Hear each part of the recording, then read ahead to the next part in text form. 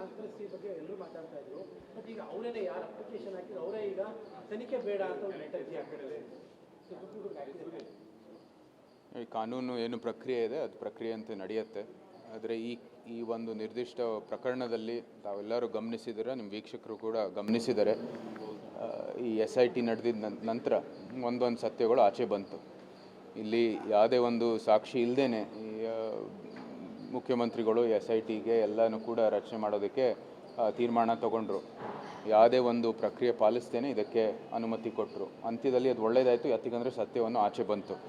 ಅದೇ ಅಂತೆ ಇವಾಗ ಅವ್ರ ಕೇಸನ್ನೇ ವಾಪಸ್ ತೊಗೊಂಡಿದ್ದಾರೆ. ಏನು ಕಾನೂನು ನೋಡೋಣ, ಏನು ಪ್ರಕ್ರಿಯೆ ಇದೆ ನೋಡಿ. ಅಂತ್ಯದಲ್ಲಿ ನಮಗೆಲ್ಲರಿಗೂ ಕೂಡ ಈ ಒಂದು ಮೂಲತಃ ಏನು ಕೇಸ್ ಇತ್ತು, ಸೌಜನ್ಯದ ಒಂದು ಕೇಸ್ನಲ್ಲಿ, ನಂತರ ಇದೇನೇನು ಆಚೆಗೆ ಬಂದಿದೆ, ತಾರ್ಕಿಕ ಅಂತ್ಯವರೆಗೂ ಹೋಗಬೇಕಾಗಿದೆ.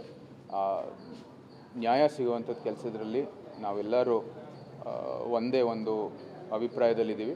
ಆ ನ್ಯಾಯ ಸಿಕ್ಕಲೇಬೇಕಾಗಿದೆ. ತಪ್ಪಾಗಿದ್ದರೆ ಅದಕ್ಕೂ ಕೂಡ ನಾವು ಒಂದು ನ್ಯಾಯ ಕೊಡಬೇಕಾಗಿದೆ. ಆ ಉದ್ದೇಶದ ಪ್ಲ್ಯಾನ್ ನಿಮ್ಮೆಲ್ಲರಿಗೂ ಗೊತ್ತಿದೆ, ನಿಮ್ಮ ವೀಕ್ಷಕರಿಗೂ ಕೂಡ ಗೊತ್ತಿದೆ. ಆ ಒಂದು ಷಡ್ಯಂತ್ರ ಯಾವ ರೀತಿ ನಡೀತು, ಮತ್ತು ಇವಾಗ ಇವರು ವಾಪಸ್ ತಗೊಳ್ತಾ ಇರೋದು ಕೂಡ ಒಂದು ರೀತಿ ಅದಕ್ಕೆ ಸಾಕ್ಷಿ ಆಗ್ತಾ ಇದೆ. ಸರ್, ಈಗ ಕೇಂದ್ರ ಚುನಾವಣಾ ಆಯುಕ್ತರನ್ನ CMನ ಪುತ್ರ ರಾಜಕೀಯ ಪುಡಾರಿ ಅಂತ ಪದವನ್ನು ಬಳಸಿದ್ದಾರೆ. ಅವರು ರಾಜಕೀಯ ಪುಡಾರಿ ಅತ್ಯಂತ ಖಂಡನೀಯ ಒಂದು ಹೇಳಿಕೆ ಅದು. ನಮ್ಮ ECI ಇರ್ಬೋದು, ಎಲೆಕ್ಷನ್ ಕಮಿಷನ್ ಇರ್ಬೋದು, ಎಲ್ಲ ಪದಾಧಿಕಾರಿಗಳು ಸಂವಿಧಾನದ ಅಡಿಯಲ್ಲಿ ಕೆಲಸ ಮಾಡೋದು. ಸಂವಿಧಾನದಲ್ಲಿ ಏನು ಕಾನೂನಿದೆ, ಅಲ್ಲಿ ರಚಿಸಿರುವಂಥದ್ದು ಏನು ಅನೇಕ ಒಂದು ಕಾನೂನಿದೆ, ಅದರ ಮೇರೆಗೆ ಅವರು ಕೆಲಸವನ್ನು ಮಾಡ್ತಾರೆ. ಇಂಥ ಹೇಳಿಕೆಗಳು ಹೇಳೋದು ಅವಶ್ಯಕತೆ ಇಲ್ಲ.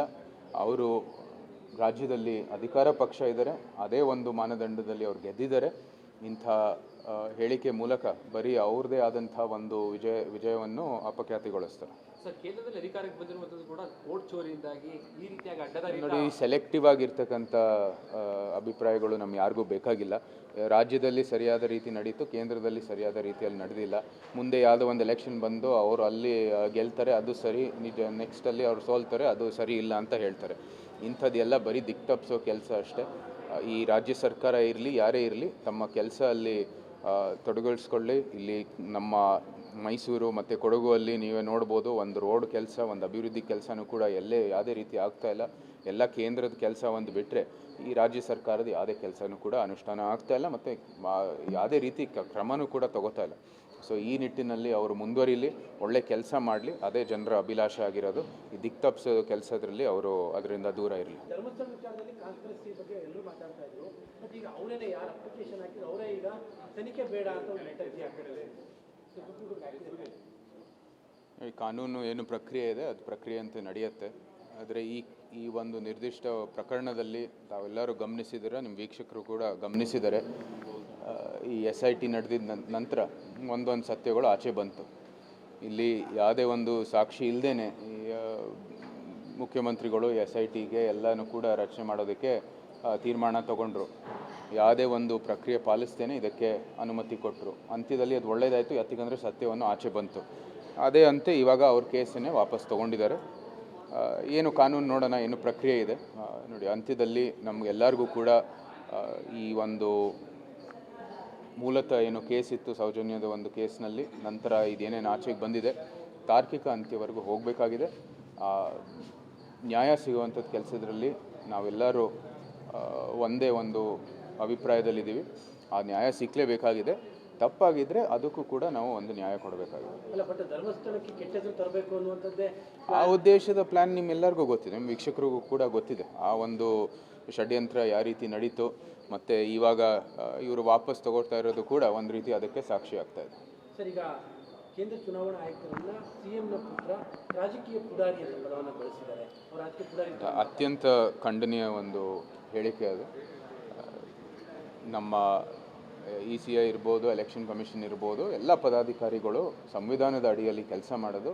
ಸಂವಿಧಾನದಲ್ಲಿ ಏನು ಕಾನೂನಿದೆ, ಅಲ್ಲಿ ರಚಿಸಿರುವಂಥದ್ದು ಏನು ಅನೇಕ ಒಂದು ಕಾನೂನಿದೆ, ಅದರ ಮೇರೆಗೆ ಅವರು ಕೆಲಸವನ್ನು ಮಾಡ್ತಾರೆ. ಇಂಥ ಹೇಳಿಕೆಗಳು ಹೇಳೋದು ಅವಶ್ಯಕತೆ ಇಲ್ಲ.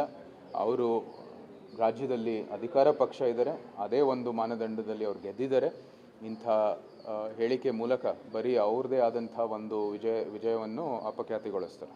ಸರ್, ಕೇಂದ್ರದಲ್ಲಿ ಅಧಿಕಾರಕ್ಕೆ ಬಂದಿರುವಂಥದ್ದು ಕೂಡ ವೋಟ್ ಚೋರಿಯಿಂದಾಗಿ ಈ ರೀತಿಯಾಗಿ ಅಡ್ಡದಾರಿ ನೋಡಿ, ಸೆಲೆಕ್ಟಿವ್ ಆಗಿರ್ತಕ್ಕಂಥ ಅಭಿಪ್ರಾಯಗಳು ನಮ್ಗೆ ಯಾರಿಗೂ ಬೇಕಾಗಿಲ್ಲ. ರಾಜ್ಯದಲ್ಲಿ ಸರಿಯಾದ ರೀತಿ ನಡೀತು, ಕೇಂದ್ರದಲ್ಲಿ ಸರಿಯಾದ ರೀತಿಯಲ್ಲಿ ನಡೆದಿಲ್ಲ. ಮುಂದೆ ಯಾವುದೋ ಒಂದು ಎಲೆಕ್ಷನ್ ಬಂದು ಅವರು ಅಲ್ಲಿ ಗೆಲ್ತಾರೆ, ಅದು ಸರಿ, ನಿಜ, ನೆಕ್ಸ್ಟಲ್ಲಿ ಅವ್ರು ಸೋಲ್ತಾರೆ, ಅದು ಸರಿ ಇಲ್ಲ ಅಂತ ಹೇಳ್ತಾರೆ. ಇಂಥದ್ದೆಲ್ಲ ಬರೀ ದಿಕ್ತಪ್ಪಿಸೋ ಕೆಲಸ ಅಷ್ಟೇ. ಈ ರಾಜ್ಯ ಸರ್ಕಾರ ಇರಲಿ, ಯಾರೇ ಇರಲಿ, ತಮ್ಮ ಕೆಲಸ ಅಲ್ಲಿ ತೊಡಗಿಸ್ಕೊಳ್ಳಿ. ಇಲ್ಲಿ ನಮ್ಮ ಮೈಸೂರು ಮತ್ತು ಕೊಡಗು ಅಲ್ಲಿ ನೀವೇ ನೋಡ್ಬೋದು, ಒಂದು ರೋಡ್ ಕೆಲಸ, ಒಂದು ಅಭಿವೃದ್ಧಿ ಕೆಲಸನೂ ಕೂಡ ಯಾವುದೇ ರೀತಿ ಆಗ್ತಾಯಿಲ್ಲ. ಎಲ್ಲ ಕೇಂದ್ರದ ಕೆಲಸ ಒಂದು ಬಿಟ್ಟರೆ ಈ ರಾಜ್ಯ ಸರ್ಕಾರದ ಯಾವುದೇ ಕೆಲಸನೂ ಕೂಡ ಅನುಷ್ಠಾನ ಆಗ್ತಾಯಿಲ್ಲ ಮತ್ತು ಯಾವುದೇ ರೀತಿ ಕ್ರಮನೂ ಕೂಡ ತಗೋತಾ ಇಲ್ಲ.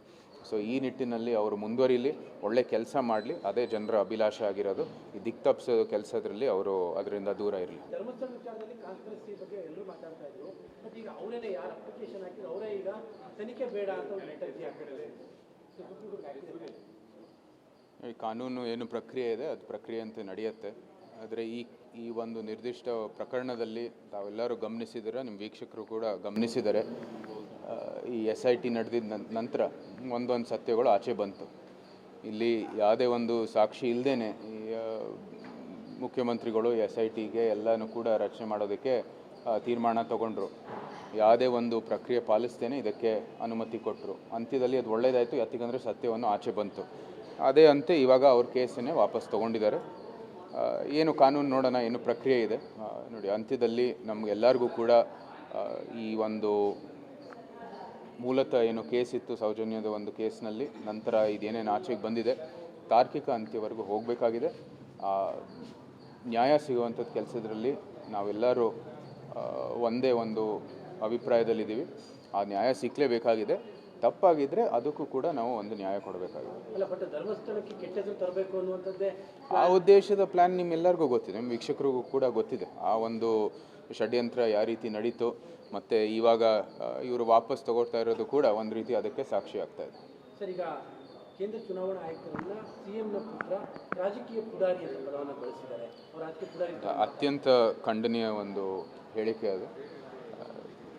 ನಮ್ಮ ECI ಇರ್ಬೋದು, ಎಲೆಕ್ಷನ್ ಕಮಿಷನ್ ಇರ್ಬೋದು, ಎಲ್ಲ ಪದಾಧಿಕಾರಿಗಳು ಸಂವಿಧಾನದ ಅಡಿಯಲ್ಲಿ ಕೆಲಸ ಮಾಡೋದು. ಸಂವಿಧಾನದಲ್ಲಿ ಏನು ಕಾನೂನಿದೆ, ಅಲ್ಲಿ ರಚಿಸಿರುವಂಥದ್ದು ಏನು ಅನೇಕ ಒಂದು ಕಾನೂನಿದೆ, ಅದರ ಮೇರೆಗೆ ಅವರು ಕೆಲಸವನ್ನು ಮಾಡ್ತಾರೆ. ಇಂಥ ಹೇಳಿಕೆಗಳು ಹೇಳೋದು ಅವಶ್ಯಕತೆ ಇಲ್ಲ. ಅವರು ರಾಜ್ಯದಲ್ಲಿ ಅಧಿಕಾರ ಪಕ್ಷ ಇದ್ದಾರೆ, ಅದೇ ಒಂದು ಮಾನದಂಡದಲ್ಲಿ ಅವ್ರು ಗೆದ್ದಿದ್ದಾರೆ.